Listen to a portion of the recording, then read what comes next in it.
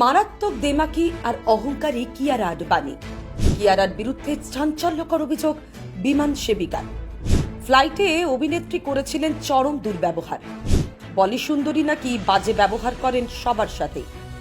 বিমান সেবিকার মন্তব্যে শোরগোল নেট পাড়ায়। কিয়ারা খুব নাকুচু, তবে জাহ্নবী অন্যরকম। অনন্যাকে নিয়েও করলেন বড়সড় মন্তব্য। সোশ্যাল মিডিয়ায় ঝড়ের মতো ভাইরাল সেই ভিডিও।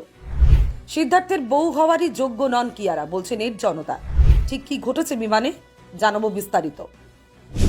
ক্যারিয়ারের শুরু থেকেই তিনি মারাত্মক সফল। কিয়ারার অধিকাংশ ছবি বক্স অফিসে সুপারহিট। করণ জোহরের স্নেহধন্যা বলা চলে। বি টাউনেও মিষ্টি নায়িকা বলে সুখ্যাতি রয়েছে তার। অথচ সেই কিয়ারা নাকি বাস্তবে এমনটা একেবারেই নন। রিয়েল লাইফে নাকি অহংকারে মাটিতে পা পড়ে না সিদ্ধার্থ ঘরণের। বিমান সেবিকার মন্তব্যে রীতিমতো হইচই বলি পাড়ার। সম্প্রতি এক ভিডিও বার্তায় ওই বিমান সেবিকা জানিয়েছেন মারাত্মক অ্যাটিটিউড প্রবলেম রয়েছে কিয়ারার। বিমানেই ঘটিয়েছেন ভয়ঙ্কর কাণ্ড। কেন? তাও নাকি কাজু আর আমন নিয়ে। বিমান সেবিকা জানিয়েছেন কাজু আর আমন চেয়েছিলেন কিয়ারা, আর সেটা দিতে গিয়েছিলেন তার এক সহকর্মী।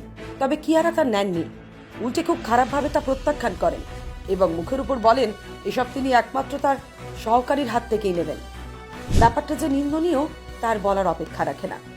কিয়ারার এই ব্যবহারে কষ্ট পেয়েছিলেন ওই বিমান কর্মী। সম্প্রতি এই ভিডিও ক্লিপটি ভাইরাল নেট দুনিয়ায়।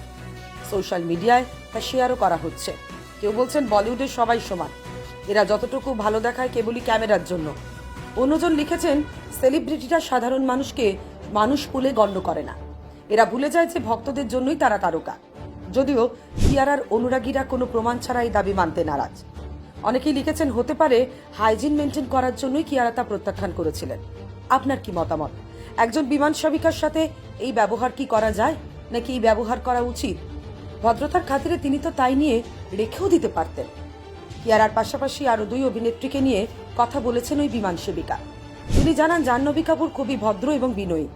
একাধিকবার তার সাথে সফর করেছেন তিনি। একবার এমার্জেন্সি আসনে বসে ঘুমিয়ে গিয়েছিলেন জাহ্নবী। তাকে সেখান থেকে উঠতে বললে কোনো বিরক্তি প্রকাশ না করেই আসন ছেড়ে দিয়েছিলেন। সেই সাথে অনন্যা পাণ্ডেরও ভরপুর প্রশংসা করেছেন তিনি।